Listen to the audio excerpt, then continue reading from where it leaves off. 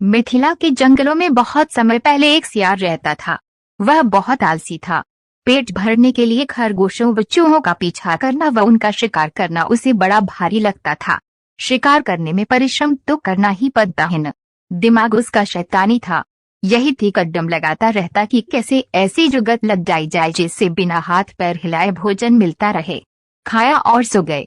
एक दिन उसी सोच में डूबा वह सियार एक झाड़ी में दुबका बैठा था। बाहर चूहों की टोली उछल कूद व भाग दौड़ करने में लगी थी।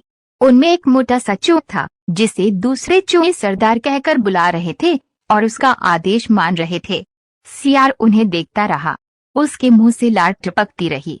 फिर उसके दिमाग में एक तरकीब आई। जब चूहे वहां से गए तो उसने दबे पांव उनका पीछा किया। कुछ ही दूर उन चूहों के बिल थे।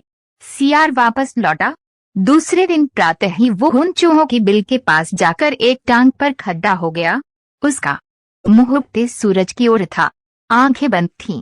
चूहे बोलों से निकले तो सियार को उस अनोखी मुद्रा में खड़े देखकर वे बहुत चकित हुए।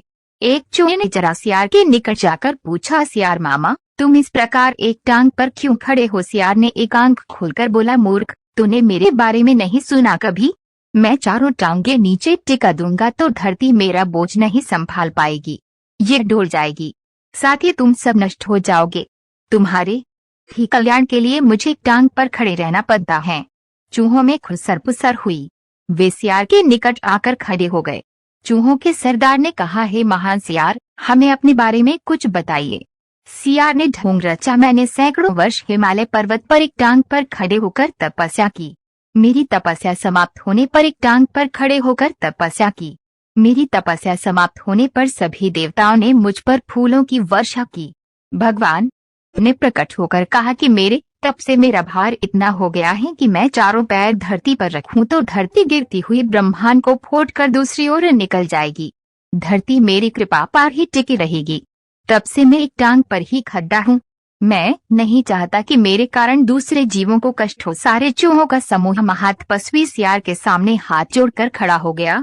एक चूहे ने पूछा, तपस्वी मामा, आपने अपना मुंह सूरज की ओर क्यों कर रखा है? सियार ने उत्तर दिया, सूर्य की पूजा के लिए। और आपका मुंह क्यों खुला है? दूसरे चूहे ने कहा, हवा खाने के लिए। मैं केवल हवा खाकर जिंदा रहता हूँ। मुझे खाना खाने की जरूरत नहीं पड़ती।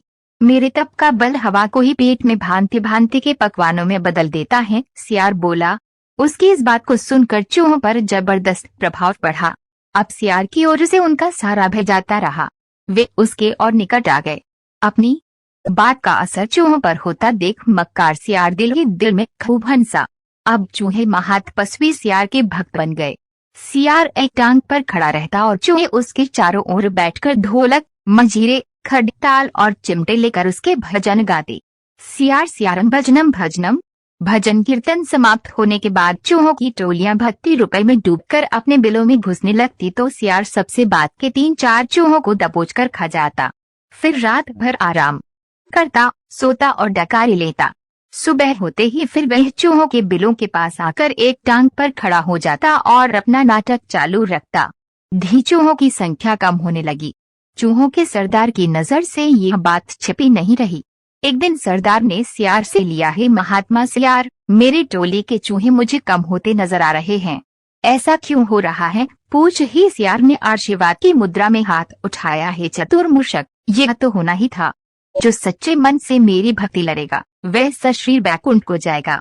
बहुत से चूहे भक्ति का फल पा रहे हैं। चूहों के सरदार ने देखा कि सियार मोटा हो गया है। कहीं उसका पेट ही तो वह बैकुंठ लोक नहीं है जहाँ चूहे जा रहे हैं। चूहों के सरदार ने बाकी बचे चूहों को चिताया और स्वयं उसने दूसरे दिन सबसे बाद में बिल में घुसने का निश्चय किया। भजन समाप्त होने के बाद चूहे बिलों में घुसे। सियार ने सबसे अंत के चूहे को दबोचना चाहा। चूहों का सरदार पहले ही चौकन्ना था। वह दांव मारकर सियार का पंजा बचा गया। असलियत का पता चलते ही वो उछलकर सियार की गर्दन पर चढ़ गया और उसने बाकी चूहों को हमला करने के लिए कहा।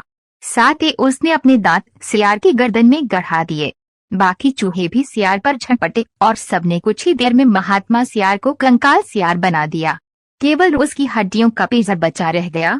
सीखे ढोंग कुछ ही दिन चलता है, फिर ढोंगी को अपनी करनी का फल मिलता ही